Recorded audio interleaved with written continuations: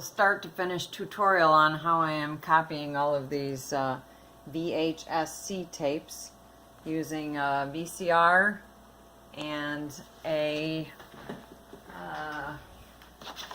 VHS to DVD Roxio VHS Easy DVD 3 Plus, and how that's connected to the computer and how you go through the program. It installed real easy. I didn't have any problems with it finding it. I do keep it on an ice pack because it gets very hot, and I just keep it wrapped up on an ice pack all the while that it's running. When it's not running, I unplug it. And also another note from one of the people that repair these VCRs from United Radio. They said to always unplug your VCR when you're not using it, because there is some type of a little laser or it's a little eye that's always on if that's plugged in, and once it burns out, there's not too many people that are replacing them anymore. And even though the part costs about $2, the repair is time consuming, difficult, and very expensive if you can even find somebody to do it. Anyway, I launched this Cyber Power Director, and it gives you a couple options. I go up to the full feature editor.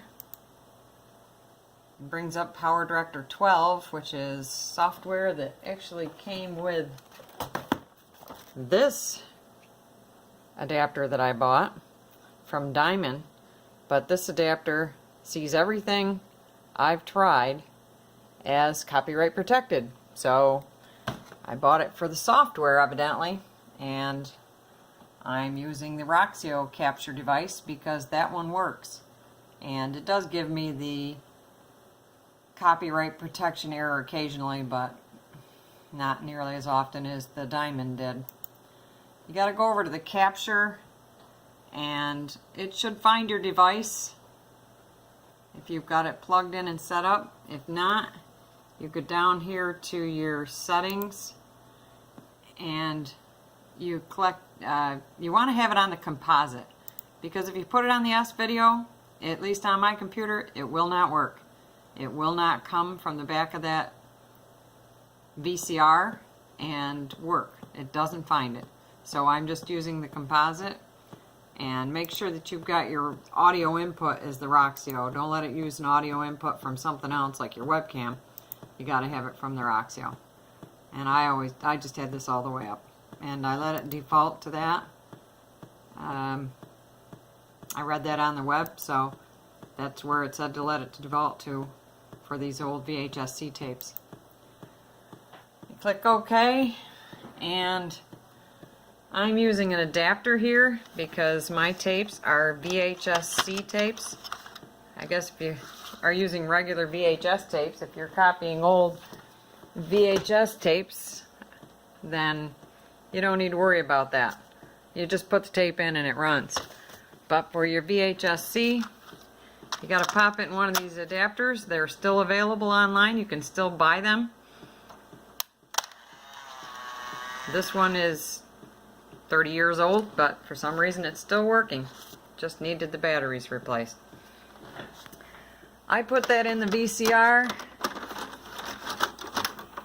and I stop it, and I forward fast it all the way to the end of the tape. I think it gives the tape a chance to get reactivated, work out some of the kinks. These tapes here in these boxes have been sitting probably about 15 years or so, and they're already from the mid 80s, and they were made onto DVD once, maybe 15 years or so ago, and there was a capture problem then, so I'm redoing them digitally from the tape instead of from the DVD that seemed to be missing a lot. So anyway, I let it run all the way out.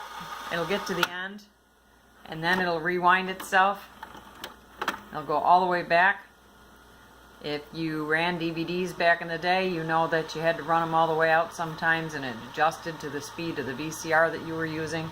So I'm going along with that same theory. And also, like I said, it gets a chance to get that tape moving again. It hasn't been moving in a while.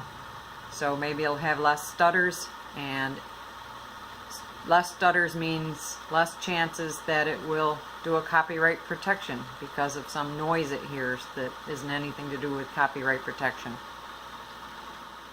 So as soon as that gets rewound, you'll go back over here, and first thing I do is click on this record button, and when I do that, I give it a chance to let this get started to see the recording. You'll see as soon as I click it that it has a little pause to it. And this tape's almost done. Alright, the tape is done. It's going to eject it on me because that's what it does. Remember, we had to rewind everything before we sent it back. So that's what it's used to. As soon as I put it in, it thinks I want it to play. Alright, so I stop it. I go over here and I push the record button. Give it a chance to get to the screen. It sees it. Come back over here and push play.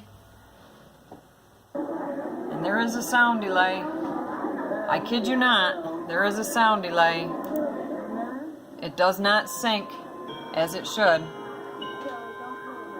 And any artifacts that you see on this capture, you will see in the digital file. So any of the little squigglies top and bottom of the screen, if it's flashing in and out of black and white, it's going to be in your captured digital disc.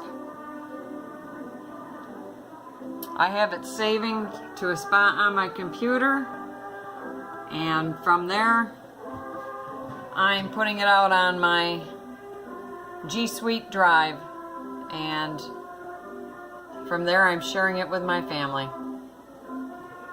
I hope this helps somebody out, and if you've got any questions, let me know.